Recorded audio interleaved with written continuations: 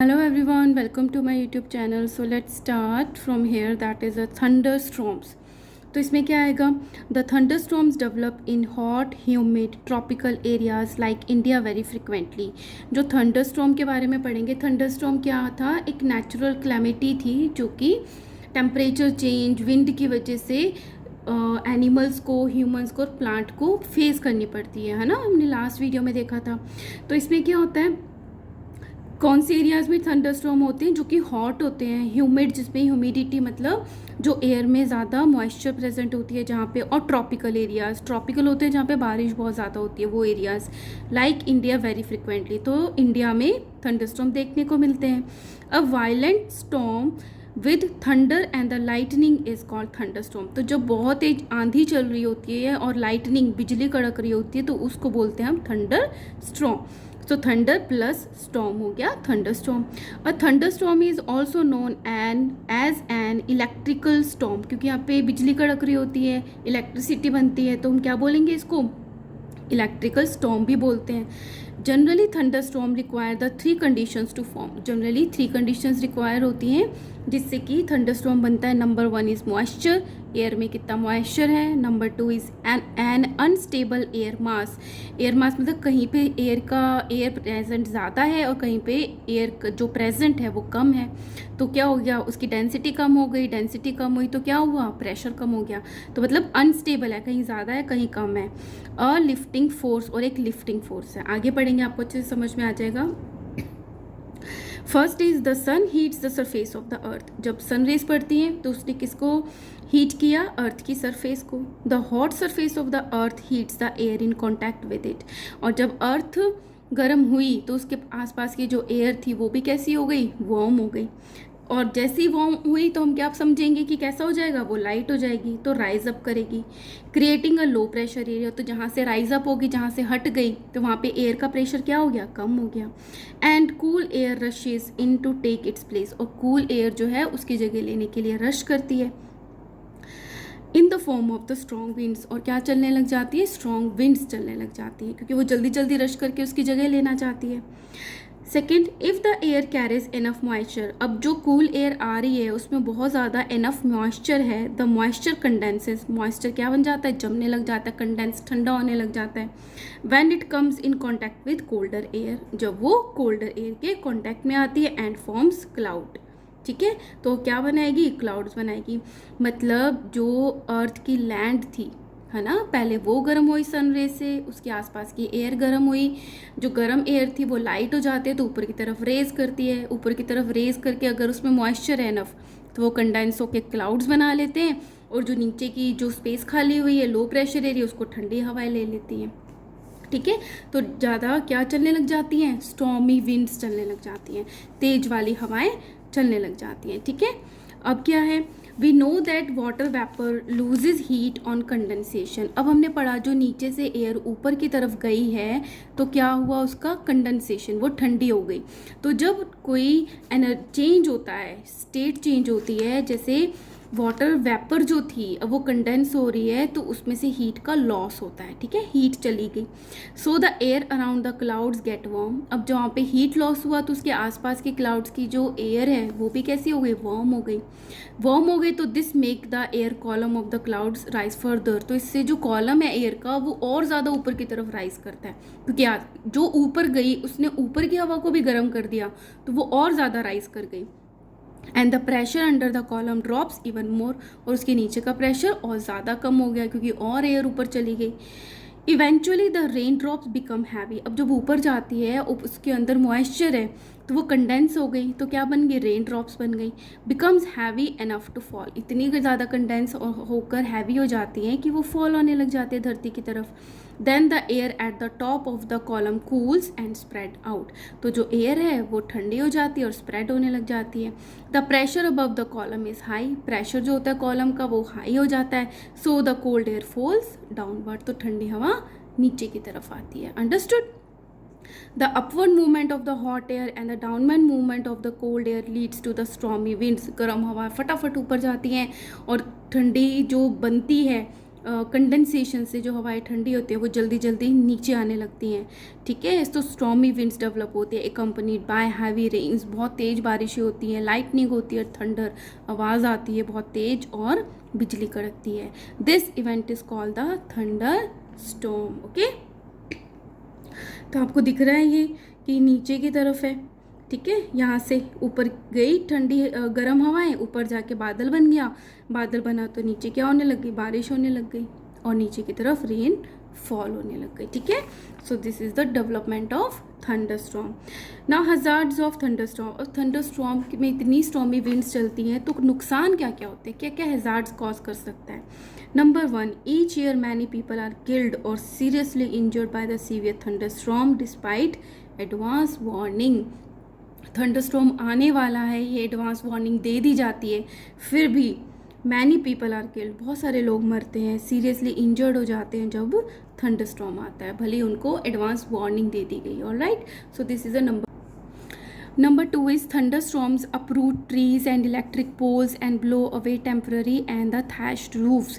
अब जब इतनी आंधी चलती है, तूफान चलते हैं, बारिश होती है, तो क्या होता है, नीचे से जो ट्रीज़ हैं वो अपनी रूट से हट जाते हैं, इलेक्ट्रिकल पोल्स टूट जाते हैं, and blow away temporary and the thatched roof, जो टेम्पररी रूफ रखी हुई है ऊपर की तरफ वो उड़ जाती है। और ये आपको मैंने समझा दिया क्यों रूफ जो है वो ब्लोन आउट हो जाती है ना, ब्लोन अवे हो जाती हैं घर की छतों से, क्योंकि नीचे का प्रेशर ज़्यादा होता है और ऊपर की जो हवा चल रही होती है उसकी विंड स्पीड ज़्यादा होने की वजह से प्रेशर लो होता है। सो नीचे से प्रेशर ऊपर की तरफ रूफ को पुश करता है, जिससे वो ब्लोन अवे हो जाती हैं roofs. Number 3, heavy rains which occur along with thunderstorm cause the flash floods and water logging in the low-lying areas। अब जब इतनी बारिश हो रही होती है तो क्या होता है, बहुत सारा बाढ़ का पानी इकट्ठा हो जाता है ना, जो कि नीचे की तरफ है, ज़्यादा उसको हाइट पे नहीं बनाया गया है, तो वहाँ पे पानी बहुत ज़्यादा इकट्ठा हो जाता है। So these are the hazards of the thunderstorms. Now जब इतनी दिक्कत होती है तो प्रिकॉशंस क्या क्या ले सकते हैं। Precautions to be taken during a thunderstorm. A thunderstorm is always accompanied by lightning. जब थंडरस्टॉर्म आता है उसके साथ हमेशा बिजली चमकती है। Lightning is a giant electric spark, एक बहुत बड़ा इलेक्ट्रिक, आपने आसमान में देखा होगा, बहुत दूर दूर तो कोई इलेक्ट्रिक स्पार्क आता है ना, बहुत बड़ा होता है। अ bolt of lightning travels at a very high speed. और इसमें क्या होता है, इलेक्ट्रिक स्पार्क में एक बोल्ट होता है लाइटनिंग का जो कि बहुत हाई स्पीड से ट्रैवल करता है। It can heat the air around it very high temperature. अब जब इलेक्ट्रिक करंट है तो उसमें क्या होती है, हीट होती है, तो उस हीट से आसपास का जो एयर है वो भी गर्म हो जाती है। This makes lightning very dangerous, और इससे लाइटनिंग और ज़्यादा डेंजरस हो जाती है। इट कॉजेज मैक्सिमम डैमेज, और इसी से ही मैक्सिमम डैमेज होता है। You should take the following precautions when you are caught in a thunderstorm to protect yourself from the lightning. So these are the precautions. Number 1 is you should not sit near a window. आपको window के पास नहीं बैठना चाहिए जब thunderstorm हो रहा हो। You should not take shelter in open garages. अगर ओपन जगह है, गैरेजेस है, वहाँ पे शेल्टर नहीं लेना चाहिए। Storage shades with a metal roof, जहाँ पे मेटल रूफ है वहाँ पे आपको शेल्टर नहीं लेना चाहिए, etcetera, as they are not safe places during the lightning, क्योंकि ये सेफ प्लेसेस नहीं है जब लाइटनिंग हो रही होती है। Okay, second is you should not take shelter under an umbrella with a metallic end. क्या होता है, अम्ब्रेला इस तरीके से होता है और यहाँ पे मेटेलिक एंड होता है ना, यहाँ पे भी मेटेलिक एंड होता है, तो आपको शेल्टर नहीं लेना चाहिए जिसका मेटेलिक एंड हो, क्योंकि इलेक्ट्रिसिटी वहाँ से कंडक्ट हो सकती है। It is safer to be under shrubs और collection of the trees of uniform height. या तो आप किसी छोटे पौधे के नीचे शेल्टर ले सकते हो, या फिर अगर बहुत सारे बड़े बड़े पेड़ हैं, एक पेड़ नहीं बहुत सारे पेड़ हैं जिनकी यूनिफॉर्म हाइट है, उसके नीचे शेल्टर ले सकते हो। A single tall tree is close to the cloud. जो सिंगल टॉल ट्री है, एक लंबा खड़ा हुआ ट्री, वो क्लाउड्स के बहुत पास होता है, and thus more likely to hit by lightning. तो वहाँ पे ज़्यादा चांसेस होते हैं अकेले पेड़ पे कि वहाँ पे बिजली गिर सकती है। Fourth is during lightning you should avoid contact with water and the metallic object, क्योंकि पानी में भी कंडक्ट होती है इलेक्ट्रिसिटी, मेटेलिक ऑब्जेक्ट पे भी, तो आपको उसको टच नहीं करना है। It is preferable to seek shelter in a ditch, trench और द लो ग्राउंड। मतलब खड्डा खोदी हुई चीज़, मतलब ऊपर की तरफ नहीं हो आप, नीचे की तरफ हो, तो डिच में, ट्रेंच में और द लो ग्राउंड पे आप अपनी शेल्टर ले सकते हो। Sixth is do not take shelter in a high rise building. आपको मतलब ऊपर की तरफ नहीं जाना है, नीचे रहना है। हाई राइज बिल्डिंग में शेल्टर नहीं लेना, as they are more likely to be struck by the lightning, क्योंकि वो भी क्लाउड्स के पास है तो उसमें भी बिजली गिर सकती है। Seventh, the best place to take the shelter is bus और अ कार। इस पे क्वेश्चन आता है कि बेस्ट प्लेस क्या है शेल्टर लेने के लिए, बस और car. It is because when the lightning strikes cars metal body, क्योंकि कॉन्टैक्ट में होती है तो कार की और जो बस की मेटल बॉडी है उसका जो करंट है, जो बिजली गिरेगी अगर, तो वो अर्थ की तरफ चली जाएगी। ठीक है, क्योंकि अर्थ एक बहुत बड़ा एक कोई चीज़ है जो अपने अंदर इलेक्ट्रिसिटी को लेती है। Lightning to the earth safely without harming, और आपको कोई हार्म नहीं होगा और causing any damage. But do not touch any metallic part of the vehicle. But आपको कार और बस का कोई number 1 is you should not sit near a window. आपको विंडो के पास नहीं बैठना चाहिए जब थंडरस्टॉर्म हो रहा हो। You should not take shelter in open garages. अगर ओपन जगह है, गैरेजेस है, वहाँ पे शेल्टर नहीं लेना चाहिए। Storage shades with a metal roof, जहाँ पे मेटल रूफ है वहाँ पे आपको शेल्टर नहीं लेना चाहिए, etcetera, as they are not safe places during the lightning, क्योंकि ये सेफ प्लेसेस नहीं है जब लाइटनिंग हो रही होती है। Okay, second is you should not take shelter under an umbrella with a metallic end. क्या होता है, अम्ब्रेला इस तरीके से होता है और यहाँ पे मेटेलिक एंड होता है ना, यहाँ पे भी मेटेलिक एंड होता है, तो आपको शेल्टर नहीं लेना चाहिए जिसका मेटेलिक एंड हो, क्योंकि इलेक्ट्रिसिटी वहाँ से कंडक्ट हो सकती है।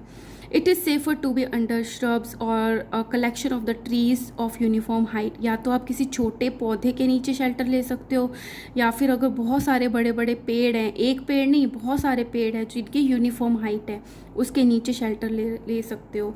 अ single tall tree is close to the cloud. जो सिंगल टॉल ट्री है, एक लंबा खड़ा हुआ ट्री, वो क्लाउड्स के बहुत पास होता है, and thus more likely to hit by lightning. तो वहाँ पे ज़्यादा चांसेस होते हैं अकेले पेड़ पे कि वहाँ पे बिजली गिर सकती है। Fourth is during lightning you should avoid contact with water and the metallic object, क्योंकि पानी में भी कंडक्ट होती है इलेक्ट्रिसिटी, मेटेलिक ऑब्जेक्ट पे भी, तो आपको उसको टच नहीं करना है। It is preferable to seek shelter in a ditch, trench और द लो ग्राउंड। मतलब खड्डा खोदी हुई चीज़, मतलब ऊपर की तरफ नहीं हो आप, नीचे की तरफ हो, तो डिच में, ट्रेंच में और द लो ग्राउंड पे आप अपनी शेल्टर ले सकते हो।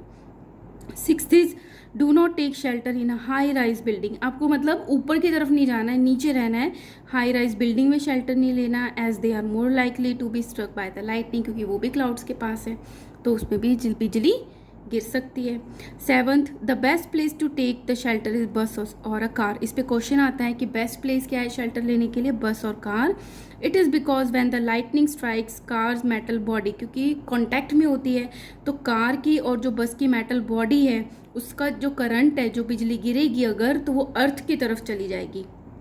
ठीक है, क्योंकि अर्थ एक बहुत बड़ा एक कोई चीज़ है जो अपने अंदर इलेक्ट्रिसिटी को लेती है। Lightning to the earth safely without harming, और आपको कोई हार्म नहीं होगा और causing any damage. But do not touch any metallic part of the vehicle. But आपको कार और बस का कोई। Now come to the cyclone. Cyclone क्या है, the word cyclone is derive from the Greek word cyclos. Cyclos word से ये derive हुआ है जो कि ग्रीक वर्ड है। Means the coils of a snake. देखो ये क्वाइल्स दिख रहे हैं, क्वाइल्स हैं स्नेक के, तो उसको क्या बोलेंगे, cyclones. A cyclone is a huge revolving storm caused by very high speed winds blowing around the central area of the low pressure zone over the ocean. तो ये तो लैंड पे था, टोर्नेडो ये कहाँ पर है, ओशियन में। ठीक है, और यहाँ पे सेंटर में क्या होता है, लो प्रेशर एरिया होता है और आसपास बहुत तेज विंड घूम रही होती है। Now formation of a cyclone. Cyclone कैसे बनता है, the formation of a cyclone is a very complex process. ये बहुत इंपॉर्टेंट है, आपको समझना है और लर्न करना है। ये कॉम्प्लेक्स प्रोसेस है। फैक्टर्स लाइक, फैक्टर्स कौन कौन से हैं, विंड स्पीड, कितनी विंड स्पीड है, विंड डायरेक्शन, विंड की क्या डायरेक्शन है, temperature and the humidity contribute to the development of the cyclone. ये सारी चीज़ें कंट्रीब्यूट करके साइक्लोन बनाती हैं।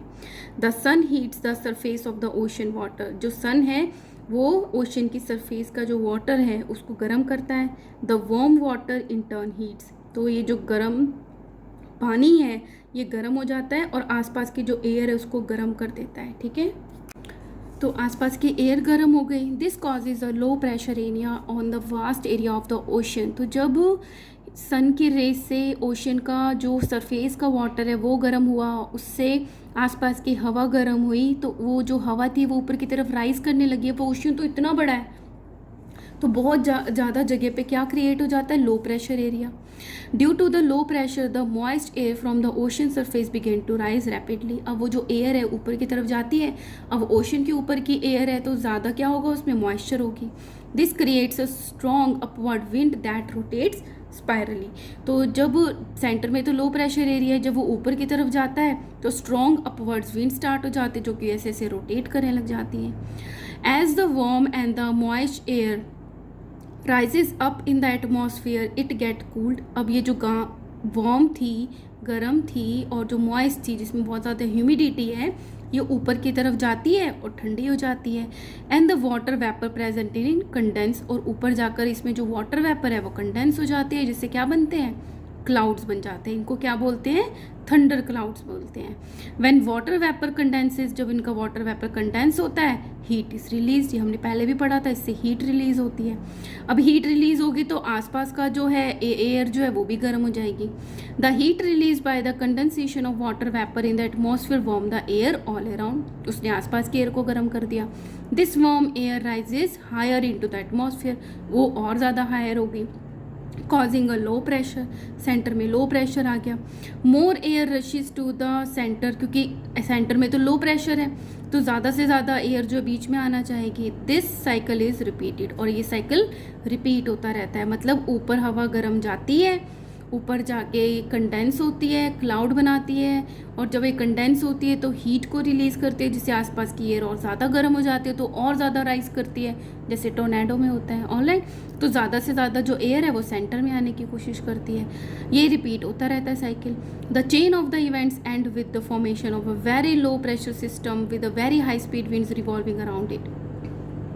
अब ये जो चेन बनी है इस इवेंट की, इससे क्या क्रिएट हो जाता है, बहुत ज़्यादा कम प्रेशर तो सेंटर में होता है और साइड में बहुत ज़्यादा विंड स्पीड से मूव कर रही होती है, ठीक है, revolving around it. The weather condition consisting of a system of the high speed winds revolving around a central area of a very low pressure is called the cyclone। अब cyclone की क्या definition है कि जब कोई weather condition है जिसमें कि हाई स्पीड विंड्स जो है वो रिवॉल्व कर रही हैं around the central area of a low pressure. Centre में तो लो प्रेशर एरिया, साइड में बहुत हाई स्पीड विंड्स रिवॉल्व कर रही हैं, उसको क्या बोल देते हैं, cyclone. The area of a very low pressure at the centre of the cyclone is called it's I. इसको क्या बोल देते हैं, आई बोलते हैं, क्योंकि आई जैसा लगता है। Once a cyclone is formed, एक बार ही साइक्लोन बन गया, it begins to move over the surface of the ocean. ये ओशन के सरफेस पे ऐसे ऐसे चलता रहता है। The speed of the wind in the cyclone is more than 120 kilometre per hour. जो स्पीड है विंड की, साइक्लोन की, वो 120 किलोमीटर पर आवर तक हो सकती है, ज़्यादा भी हो सकती है। और cyclone needs a constant supply of warm and the moisture air. तो साइक्लोन बना कब तक रहेगा, जब तक उसको गर्म हवा और मॉइस्चर एयर जो है वो मिलती रहेगी, जिससे लो प्रेशर एरिया सेंटर में और साइड में हाई स्पीड विंड्स चलती रहेंगी। As the cyclone reaches the land, जैसे ही साइक्लोन घूम घूम के लैंड की तरफ पहुंचता है, the supply of the warm and the moisture air gradually stops, धीरे धीरे कम हो जाती है, एंड द साइक्लोन डाइज। तो कहाँ पे आके ख़त्म होता है, लैंड पे। लैंड पे कभी साइक्लोन नहीं चलता, okay. In the southern hemisphere these tropical storm are called cyclones. जो अर्थ का साउथ का हेमिस्फीयर है वहाँ पे ट्रॉपिकल स्टॉर्म्स को क्या बोल देते हैं, साइक्लोन्स तो बोलते हैं, but in American continent these are known as hurricanes. American continents पे हरिकेन्स बोलते हैं, while in Philippines and in Japan they are called typhoons. Typhoons बोलते हैं, ठीक है, चीज़ वही है तो ये साइक्लोन्स ही, okay. India has a large coast line. Coast line मतलब जो इंडिया का ये जो पार्ट है ये सारा यहाँ समुद्र के आसपास ही तो है ना, इंडिया का जो लोअर पार्ट है, which makes its vulnerable to the cyclone. क्योंकि इधर भी सी है, नीचे भी सी है, इधर भी सी है, तो बहुत ज़्यादा साइक्लोन्स आते हैं, both in term of intensity भी बहुत ज़्यादा होती है, and the frequency of the cyclone, और बार बार आते हैं, फ्रिक्वेंसी ज़्यादा होती है। Sorry, the east coast of India specially the coast of Odisha Andhra Pradesh and the Tamil Nadu are more vulnerable to the cyclone. ये जो एरियाज़ हैं हमारे इंडिया के ईस्ट साइड्स के, ये ज़्यादा वनरेबल होते हैं, यहाँ पे बहुत ज़्यादा साइक्लोन्स आते हैं, है ना, और फ्रिक्वेंटली भी आते हैं, right. Now come to the multiple choice questions. Number 1 is fast blowing wind creates a region of dash pressure. जब विंड फास्ट ब्लो होती है तो कैसा प्रेशर क्रिएट करती है, लो प्रेशर क्रिएट करती है, ठीक है। Second is wind currents are generated due to unequal heating. Wind currents कब डेवलप होते हैं, अनइक्वल हीटिंग होती है मून की, रॉक, एटमॉस्फेयर और earth. Answer is earth. The central calm area of a cyclone is called eye. Central calm area को क्या बोल देते हैं, eye. Which of the following Indian state is vulnerable to the cyclone, Rajasthan, Haryana, Odisha और the UP. अभी हमने पढ़ा था Odisha, Andhra Pradesh and Tamil Nadu, so answer is Odisha. Which factor does not contribute to the formation of the cyclone. Cyclone के लिए कौन सा जो फैक्टर गिवन ऑप्शंस में थे वो उसका कोई कॉन्ट्रीब्यूशन ही नहीं है। विंड स्पीड का है, टेम्परेचर का है, रेन का नहीं है, so answer is rain. Humidity का तो है, ठीक है। So these are the MCQs। Now come to the destructions cause by cyclone. अब अगर साइक्लोन आते हैं तो किस तरीके का वो डिस्ट्रक्शन कॉज करते हैं। Number 1, the violent stormy winds accompanying a cyclone result in the damage of the houses, electric poles, industries, schools, hospitals, vehicles, crops etcetera. तो ये इन सबको नुकसान पहुंचाते हैं जो कि कोस्टल एरिया पे होते हैं, causing a great loss of property. तो जब ये साइक्लोन आके टकराता है लैंड पे तो वहाँ के रहने वाले जो लोग होते हैं उनके घर खराब हो जाते हैं, इलेक्ट्रिकल पोल्स टूट जाते हैं, इंडस्ट्रीज़ खराब हो जाती हैं, स्कूल्स, हॉस्पिटल्स, व्हीकल, क्रॉप्स, ये सब नष्ट हो जाते हैं। इससे क्या होता है, प्रॉपर्टी का बहुत ज़्यादा loss. The fast moving flood water of the sea brought in by a cyclone destroy roads। तो जब बहुत तेज जो साइक्लोन आया उसके साथ फ्लड वाटर भी आया तो उससे क्या हुआ, रोड्स भी टूट गई, रेलवे ट्रैक्स भी टूट जाते हैं, क्रॉप्स भी ख़राब हो जाती हैं, अपरूट ट्रीज़ अपनी जड़ों से हट जाते हैं, रिड्यूसेस सॉइल फर्टिलिटी क्योंकि पानी अपने साथ ऊपर की जो लेयर है सॉइल की उसको बहा लेता है जिससे सॉइल की फर्टिलिटी कम हो जाती है। Drones, human beings and animals, human beings भी डूब जाते हैं, एनिमल्स भी डूब जाते हैं, causing a great loss of life and property. Life का भी नुकसान होता है और प्रॉपर्टी का भी लॉस होता है। Number 3, the continuous heavy rains brought by cyclone में further worsen the flood situation in the area. और साइक्लोन तो आके टकराया ही, उसके साथ बहुत हैवी बारिश हो रही है जिससे बाढ़ का भी खतरा डेवलप हो गया है। The floods pollute drinking water. अब ये जो पानी है बाढ़ का, इसने ड्रिंकिंग वाटर को भी क्या कर दिया, उसको पॉल्यूट कर दिया, causing a water borne diseases जिससे वाटर से पैदा होने वाली डिजीजेज जो हैं वो बढ़ जाती है, like typhoid and the dysentery, ठीक है। 4th, cyclones cause the severe break down in the communication. अब इतनी ज़्यादा बाढ़ आ रही है, तूफान चल रहे हैं तो इससे कम्युनिकेशन जो वायर वो भी टूट जाती है, ट्रांसपोर्ट सिस्टम भी ख़राब हो जाता है, ठीक है। So these are the effects cause by the cyclone. Now effective safety measures against the cyclone. Cyclone से किस तरीके से हम इफेक्टिवली अपने आप को सेफ रख सकते हैं। The following safety measures should be taken by the government for the people living in a cyclone prone coastal areas to prevent cyclone relating disaster. कुछ ये फॉलोइंग मेजर्स हैं जो कि गवर्नमेंट को लेने चाहिए अपने लोगों के लिए जहाँ पे साइक्लोन जो होता है प्रोन है, मतलब ज़्यादा आता है इन द कोस्टल एरिया, जो समुद्र के आसपास का एरिया है। So number 1, N efficient cyclone forecast. कि साइक्लोन आने वाला है तो पहले ही आप फोरकास्ट कर दो, पहले ही बता दो लोगों को कि आने वाला है। And the warning service must be establish, और उनको साथ में सर्विस भी दो। ये नहीं है कि आने वाला है और तुम जो करना है वो अपने आप करो, सर्विस भी दो।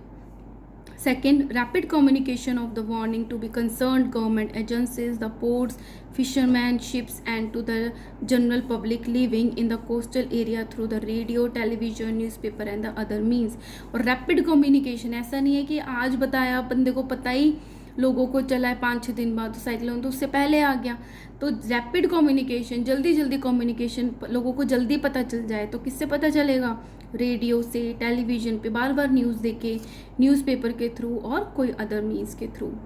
Third, government vehicles such as the buses and the truck should be kept ready to evacuate people likely to be affected by the cyclone. और जो गवर्नमेंट के कुछ व्हीकल हैं जैसे कोई ट्रक या बसेज हैं वो रेडी होनी चाहिए ताकि वो लोगों को वहाँ से इवैक्यूएट कर सके, हटा सके, ताकि उन पे साइक्लोन जो है कोई इफ़ेक्ट ना डाले, and should be moved fast to the safer places, और उसको सेफर प्लेसेस की तरफ ले जाए, लाइक साइक्लोन शेल्टर्स। अब साइक्लोन से बचा के लेके गए हैं तो उसको क्या बोल दिया, cyclone shelters. Now the action on the part of the people before a cyclone hits their area, ये तो कर दिया गवर्नमेंट ने काम। अब लोगों को क्या करना चाहिए, अब उनको पता चल गया कि साइक्लोन आने वाला है, उनके पास न्यूज़ पहुंच गई है, तो लोगों को क्या मेजर्स डेवलप करने चाहिए, क्या करना चाहिए। The following advance planning must be done by the people living in the cyclone prone coastal areas when a cyclone warning has been issued in their area। अब उनके वहाँ ये वार्निंग डाल दी गई है, दे दी गई है कि साइक्लोन आने वाला है, तो क्या करना है लोगों ने, डू नॉट इग्नोर नहीं करना है इस बात को। The warning issued by the meteorological department, जो कि मेट्रोलॉजिकल डिपार्टमेंट है, उन्होंने जो वार्निंग दी है टीवी के थ्रू, रेडियो के थ्रू और न्यूज़पेपर के थ्रू, उसको इग्नोर नहीं करना है। Number 2, make necessary arrangement to shift the essential household goods, domestic animals, vehicle etcetera to the safer places. और नेसेसरी क्या ज़रूरी है अरेंजमेंट्स के लिए, ताकि आप शिफ्ट कर सकें अपने घर के सामान को, आपके पास कोई डोमेस्टिक एनिमल है, घर पे रखने वाले एनिमल हैं, व्हीकल्स हैं, सेफर प्लेसेस पे। Avoid driving on the roads through the standing water as flood may damage the roads. ठीक है, क्या पता वहाँ पे अगर बाढ़ है और आप रोड पे बाईसाइकिल चला रहे हो, को ड्राइव कर रहे हो, लेकिन बारिश की वजह से पहले ही वो सड़क टूटी हुई है, तो आपको नुकसान हो सकता है ना, इसलिए आपको बाय रोड नहीं जाना चाहिए जहाँ पे स्टैंडिंग वाटर हो बाढ़ का। Keep ready the phone numbers of all the emergency service, और आपको पास फ़ोन नंबर्स होने चाहिए, like police, fire brigade and the medical centres, इन सब के नंबर्स होने चाहिए। Store enough drinking water, food, clothing, blankets and the first aid kits, और ये भी आपके पास एनफ होना चाहिए। पानी नहीं तो ख़राब हो जाता है, पॉल्यूट हो जाता है, फूड भी होना चाहिए, clothing, blankets and the first aid kits. तो ये सारी चीज़ें रेडी करनी चाहिए पीपल को जब उनको वार्निंग दे दी गई है कि साइक्लोन आने वाला है। Okay, now precautions to be taken after the cyclone hits an area. अब हिट कर दिया साइक्लोन, अब क्या करना है, do not drink water that could be contaminated by the flood. वो पानी नहीं पीना है जहाँ पे बाढ़ का पानी ऐड हो गया है, जिससे हम वाटर ब्रोन डिजीज़, वाटर से जो होने वाली बीमारी है उससे बच पाएंगे। Drink only clean water which has been store for emergency, जो एमरजेंसी के टाइम पे स्टोर किया था सिर्फ उसी को ही पीना है। Do not touch the wet electric switches, wet electric गीले स्विचेस को टच नहीं करना है। And the fallen electric power lines, और जो गिर गई हैं इलेक्ट्रिक पावर लाइंस उनको भी टच नहीं करना है। Do not use electrical appliances if wet, और अगर आपके घर के कोई इलेक्ट्रिकल अप्लायंसेस गीले हो गए हैं उसको भी यूज़ नहीं करना है, शॉर्ट सर्किट हो सकता है, आपको करंट लग सकता है। Do not go out just for the sake of fun, हम देखें साइक्लोन आ गया देखने चलते हैं, चलो चलो, सिर्फ फ़न के लिए बाहर नहीं जाना है। कीप वॉचिंग लोकल टेलीविज़न देखते रहो, समझते रहो कि क्या हो रहा है, और the listening to the local radio for advice कि गवर्नमेंट क्या कह रही है आपको। Go out only when it is safe to do so, बाहर तब जाओ जब वो सेफ हो जाना। Do not pressurise the rescue force by making undue demands, ऐसा नहीं कि हम फंस गए और हम उससे अनड्यू डिमांड, हमें तो ये नहीं खाना है, हमें वो खाना है, हमें यहाँ नहीं सोना है, हम आज तक सोए नहीं है, तो परेशान नहीं करना है आपको रेस्क्यू फोर्स से अनड्यू डिमांड्स के लिए। ठीक है, कोऑपरेट करना है। And help your neighbours and the friends, cooperate करना है, अपनी नेबर्स और फ्रेंड्स की हेल्प भी करनी है। डू नॉट स्प्रेड र्यूमर्स, मतलब कुछ कम हुआ है उसको बढ़ा चढ़ा के बताना, इज कॉल्ड अ र्यूमर, तो र्यूमर भी स्प्रेड नहीं करने आपको। सीधी ज़्यादा प्रिकॉशंस। ना advance technology for the cyclone forecasting and the warning, क्या टेक्नोलॉजी है ताकि हम साइक्लोन्स की फोरकास्ट कर पाएँ और वार्निंग दे पाएँ। The Indian Meteorological Center is now using advanced technology by making use of satellites, क्या यूज़ करते हैं, सैटेलाइट्स को यूज़ करते हैं, and radars for the cyclone forecasting and the warning. Satellites and the radars को use करते हैं ताकि वो वार्निंग दे पाएँ और फोरकास्ट कर पाएँ साइक्लोन्स की। The cyclone warnings are given through a variety of the communication media such as the radio, television, newspaper and the police wireless network। अब इन सभी तरीके से जो वार्निंग है वो लोगों को दी जाती है। The cyclone warnings are issued in 2 stages. 2 stages में वार्निंग गिवन होती है। Number 1 first stage warning known as a cyclone alert, मतलब सबसे पहले तो हमने अलर्ट ही किया है लोगों को कि साइक्लोन आने वाला है। और a cyclone watch is issued 48 hours in advance of any expected storm or the cyclone, मतलब 48 hours पहले लोगों को वार्निंग दे दी जाती है, जिसको क्या बोलते हैं, साइक्लोन अलर्ट बोलते हैं, और साइक्लोन वॉच कि साइक्लोन आने वाला है। ओके, सेकेंड स्टेज क्या है, the second stage warning known as the cyclone warning. अब साइक्लोन वार्निंग दी है, पहले अलर्ट किया है फिर वार्निंग दी है, is issue 24 hours in advance. वो क्या है, ये 48 आवर्स थी, ये 24 आवर्स पहले दे दी। This gives the sufficient time to the people to evacuate, और इससे क्या हुआ, लोगों को सफिशिएंट टाइम मिल गया भागने के लिए, वहाँ से खाली करने के लिए वो area. The message of the cyclone warning is broadcasted every hour और half an hour, हर घंटे हर आधे घंटे में वार्निंग दी जाती है, फिर भी कोई ना सुने तो इसका तो कोई कुछ नहीं कर सकता, right. When a cyclone is near the coast, जबकि किनारे पे आने वाला होता है। Several national and the international organizations cooperate to monitor the cyclone related disaster।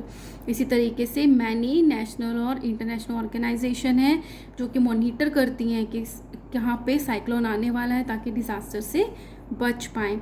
So here this chapter is also completed. In next video I will share question answers of this chapter.